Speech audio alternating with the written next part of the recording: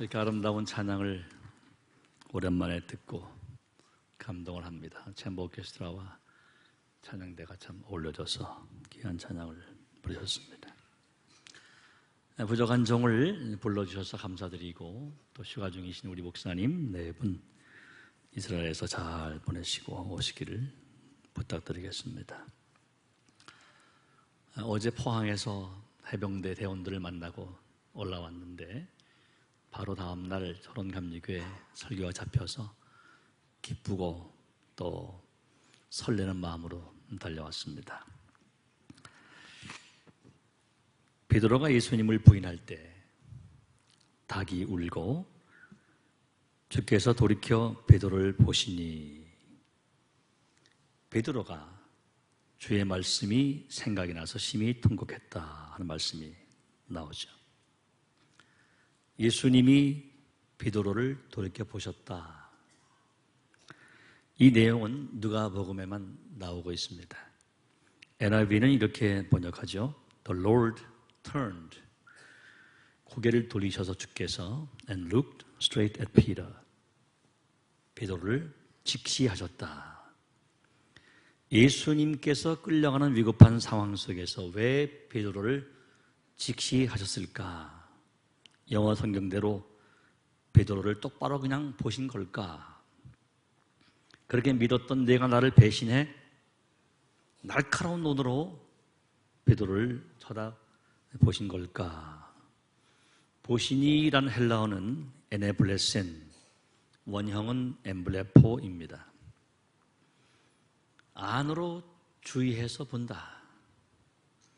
눈여겨 그 마음을 살핀다. 기도하다가 이렇게 깨달았습니다.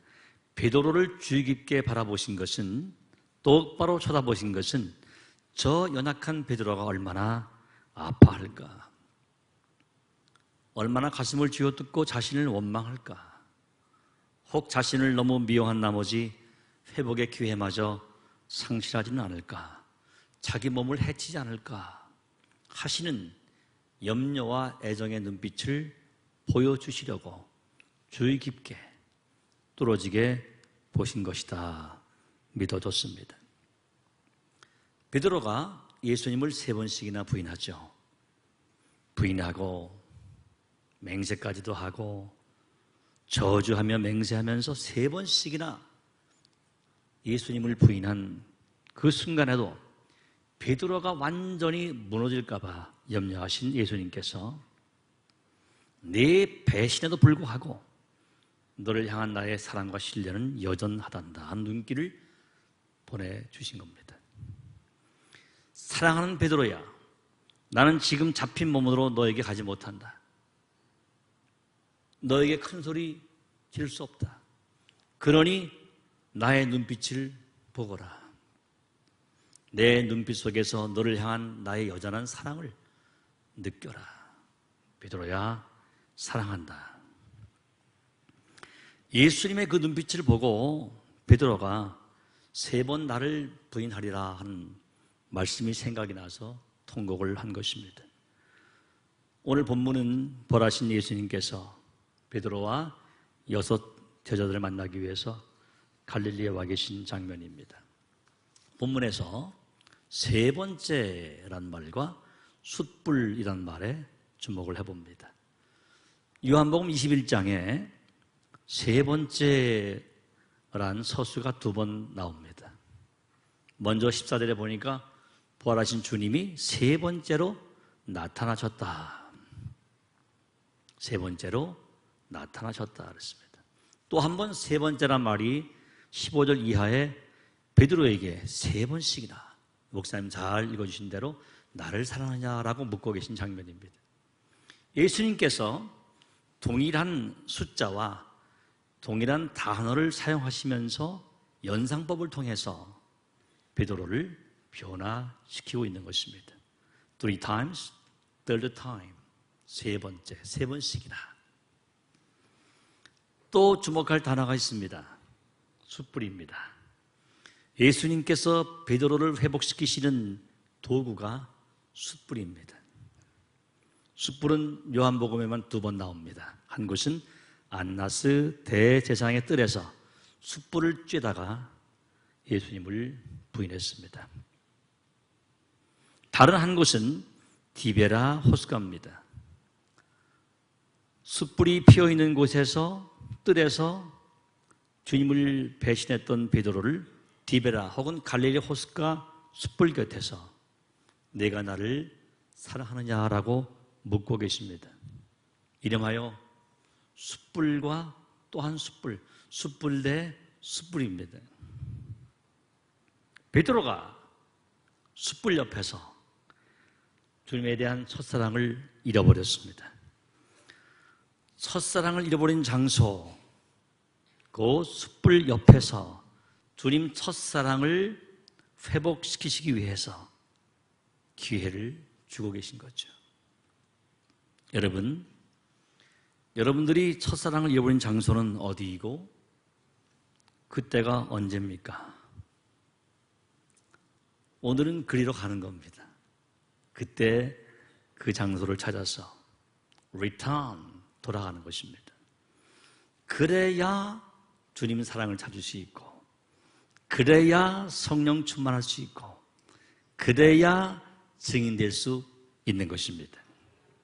반드시 찾아야 합니다. 저는 이 설교를 준비하면서 한 가지 사실을 발견했습니다. 첫사랑을 잃어버린 장소, 그 시절보다 더 중요한 것은 처음 사랑을 불태웠던 장소, 그 시간이다. 그 시간, 그 장소가 너무나 아름다워서 그리로 찾아가는 것입니다. 여러분들의 첫사랑은 언제 어딜까요? 그토록 예수님을 사랑했던 그리로 가는 것입니다. 예수님께서 사도 요한을 통해서 에베소 교회를 책망하시면서 우리에게 말씀하시죠. 너의 처음 사랑을 버렸다. 너의 처음 사랑을 버렸다. 저는 자주 이런 생각을 해요. 나이가 들면서 저도 강원도 사람입니다만은 내 삶의 시계가 한 번만 뒤로 갈 수 있다면 그때로 하고 싶다. 제가 주님을 가장 사랑했던 해군 사관 생도 시절입니다. 교회만 지나가면 눈물이 나오고 언제 어디서나 주님을 노래했던 시절, 어느 교회나 들려서 쪽지를 주면서 특송을 했던 그 시절이 가장 가고 싶어요. 주님께서 저를 해군성학교 언덕 위 작은 교회당으로 이끌어 주신다면 저는 그냥 울 것입니다. 왜요? 그때 그곳에서 주님 만났고 그때 그곳에서 울면서 주의 종이 되겠다고 헌신했기 때문입니다. 이 교회는 제가 담임했던 저희 모교회입니다.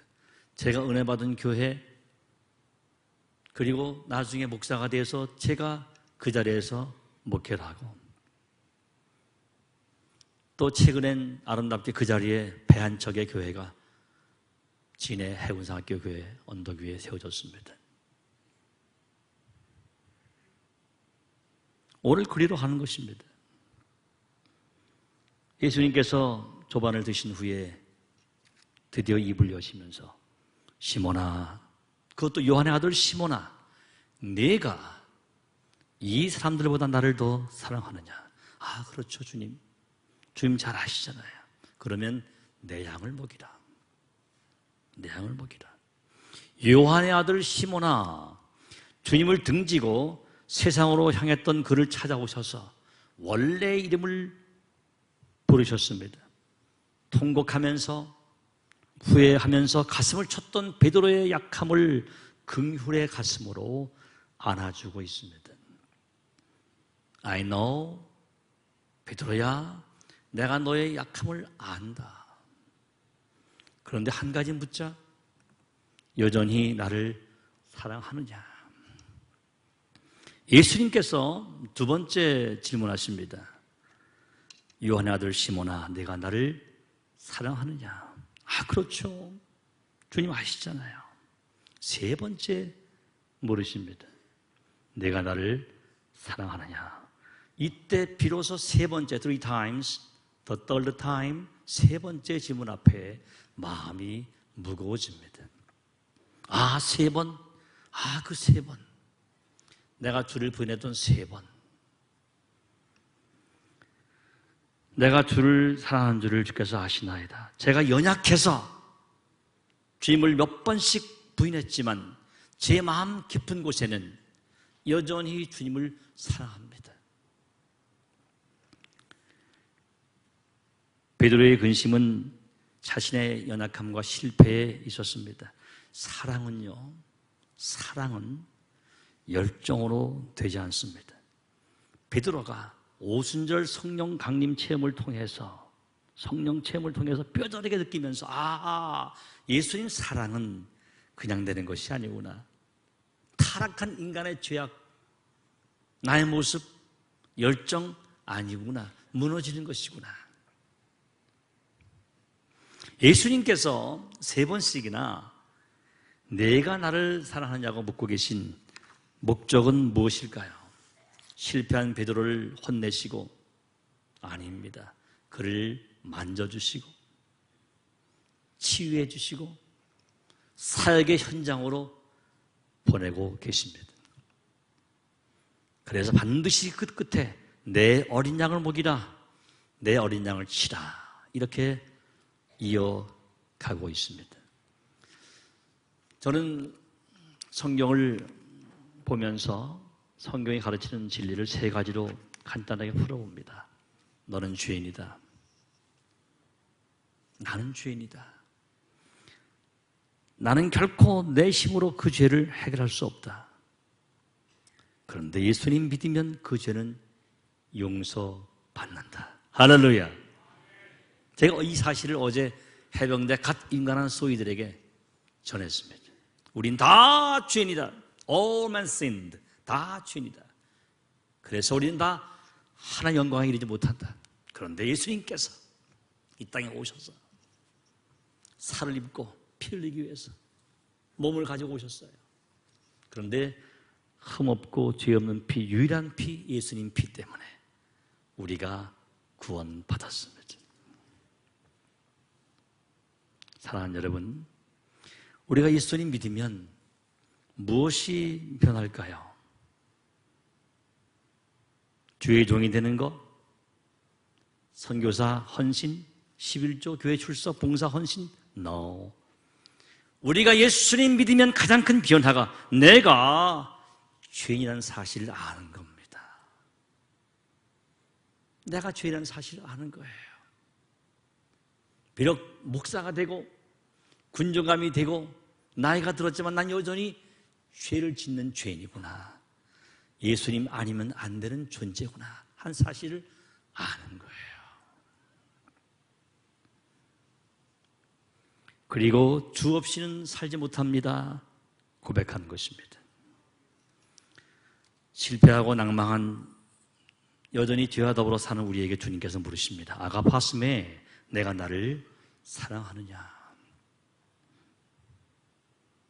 주님이 가장 원하시는 것은 충성도, 헌신도, 물질도, 봉사도 아니고 사랑입니다. 저는 죄인이고 늘 넘어지지만 그러나 제 마음은 여전히 주님을 사랑합니다. 이 한마디를 듣고 싶어 하십니다. 오늘 설교 제목은 그 한마디예요. 사랑 그 한마디. 주님이 얼마나 세밀하십니까?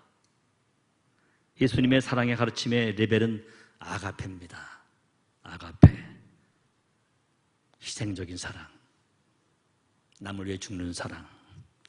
근데 베드로는 아가페로 묻는 예수님의 질문 앞에 두 번씩이나 필레오로 답을 해요. 난 그저 우정 정도로, 민족을 사랑하는 정도로 사랑합니다. 이렇게 고백하고 있어요. 예수님께서 얼마나 자상하시냐면 그 필레오의 고백을 아가페 수준까지 이르지 못한 베드로의 마음을 아시고 필레오로 세 번째 묻고 계십니다.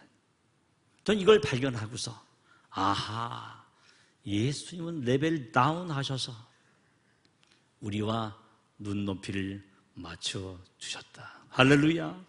그 눈높이의 절정이 그리스도의 십자가 죽음인 것입니다. 아가페까지 가야 되지만 가지 못하는 인간의 약함을 아시고 예수님께서 필레오로 물으셔서 필레오로 답을 하게 하시고 됐다. 내가 나를 사랑하는구나. 이제 내가 너를 보낸다. I am sending you. 그 장면을 보고 있는 것입니다. 여러분들은 어떤 수준의 사랑으로 예수님을 사랑하십니까? 그리고 그 사랑의 터치를 느끼고 계십니까? 필레이스메 나를 사랑하냐라고 물어보시는 예수님, 필로데에 그렇게 말하는, 필레오로 말하는 베드로를 안아주시면서 됐다. 이제 가거라. Feed my sheep, 내 양을 먹여라. 그리고 보내시는 예수님, 그 마음을 베드로가 알고 그 다음 단계가 뭘까요? 성령 충만인 것입니다.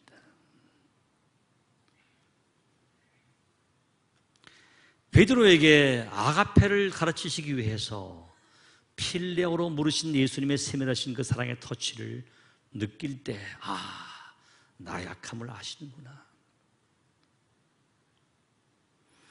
여러분들은 우리 하나님이신 예수님의 눈높이 때문에 주인이 의인되고 지옥의 자리에서 천국에 갈 자가 된 줄로 믿으시기 바랍니다.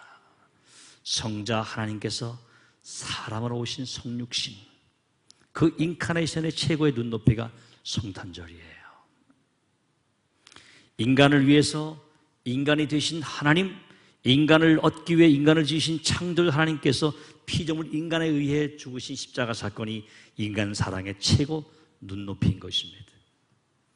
부활하신 주인께서 디베라 호숫가로 찾아오신 이유는 베드로의 마음 깊은 곳에 남아있는 주를 향한 첫사랑을 길어 올리셔서 마중물로 사랑을 집어넣으셔서 첫사랑을 끄집어내셔서 그 어떤 고백도 됐다 하시면서 그와 눈높이를 맞춰주시고 그를 치료하시기 위함이에요. 세 번의 배신의 과거를 하시는 주님 앞에서 아가페는 고사하고 필레오라는 말도 더 이상 고백하지 못할 베드로에게 힘을 실어주시기 위해서 내가 나를 사랑하냐고 먼저 물어보신 주님의 사랑, 그 사랑을 느끼는 것입니다. 그의 트라우마를 그를 더 괴롭히는 것이 아니라 배신의 숫자와 자신의 질문의 숫자를 일치하심으로 그 실패의 원인과 그 이전 주를 사랑했던 흔적을 소환시켜 주시고 그의 실패를 지금 사랑의 고백을 통해서 뜨거웠던 사랑의 자리로 치환시켜 주시고 눈높이를 맞춰주시는 주의 사랑을 마음껏 받아들이시기를 축복합니다. 그러면 되는 거예요.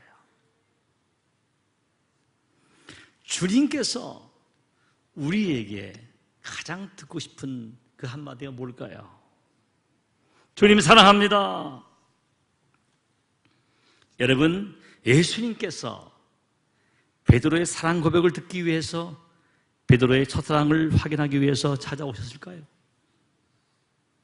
아닌 것입니다. 아니에요.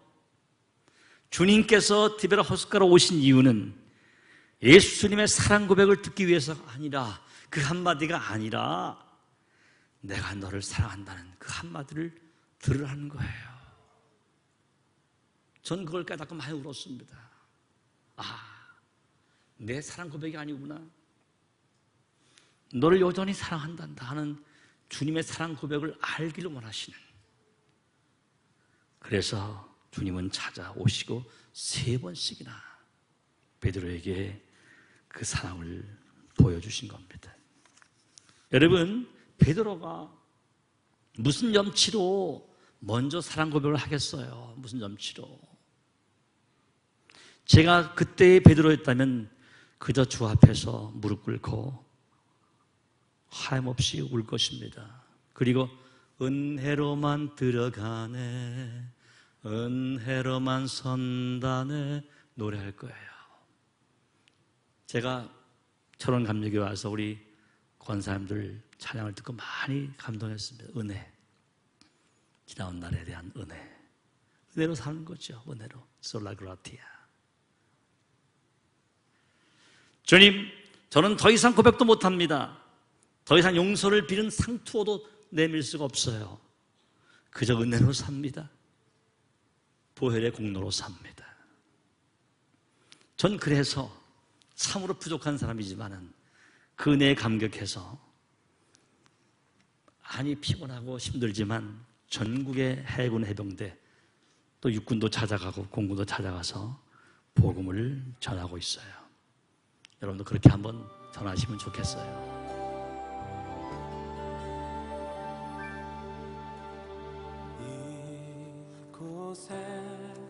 생명샘 솟아나 눈물 골짝 지나갈 때에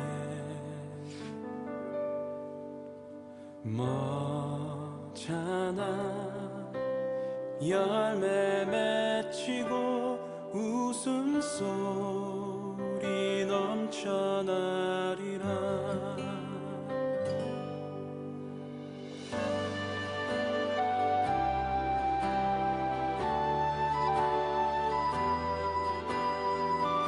조금 전 부대는 박정근 목사님 부대 갔다 왔어요.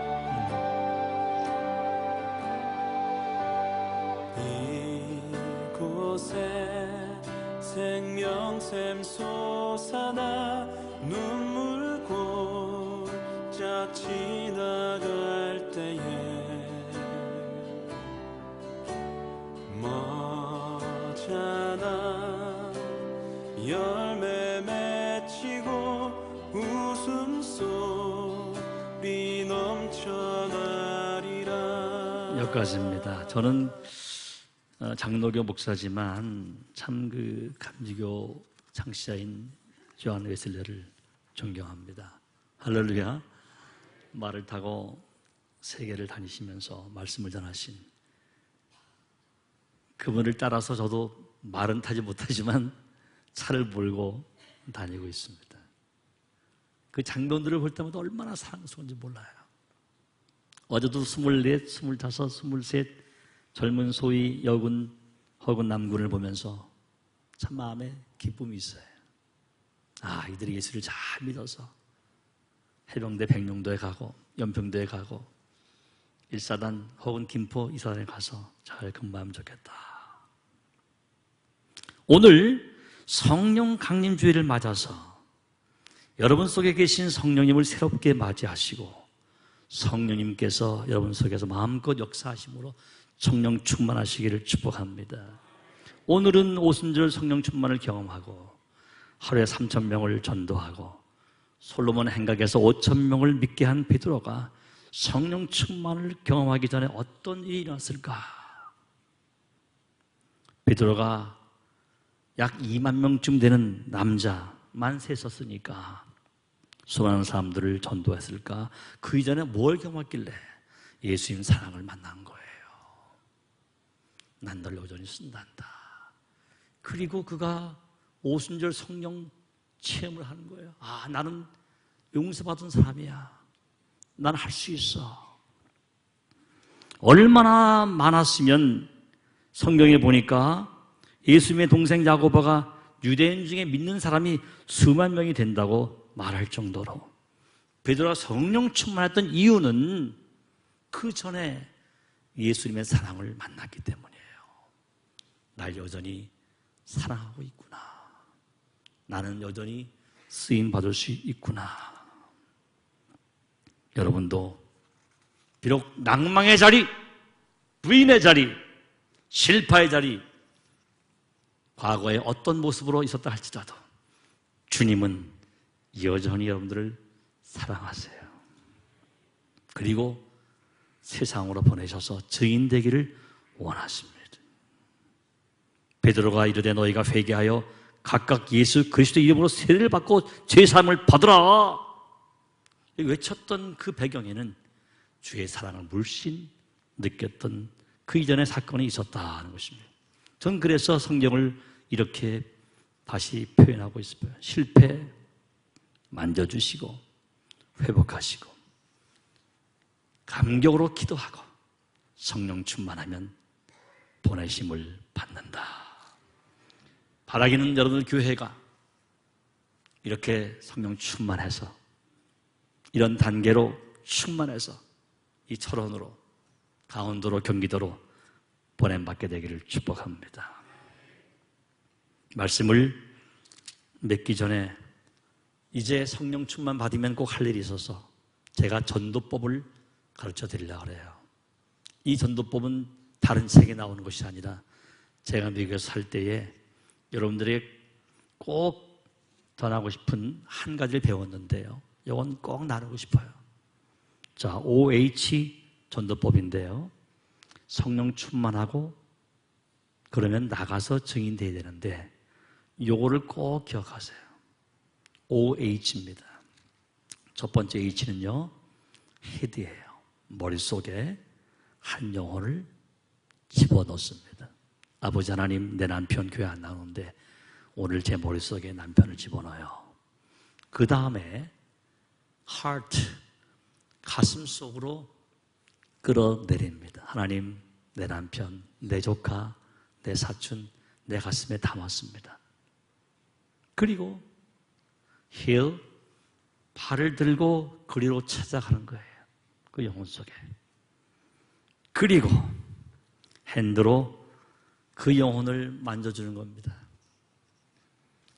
마지막 H가 뭘까요? 제가 부대를 자주 가니까 어떤 병사는 말하기를 핸드폰이요 그러더라고요. 핸드폰 아닙니다.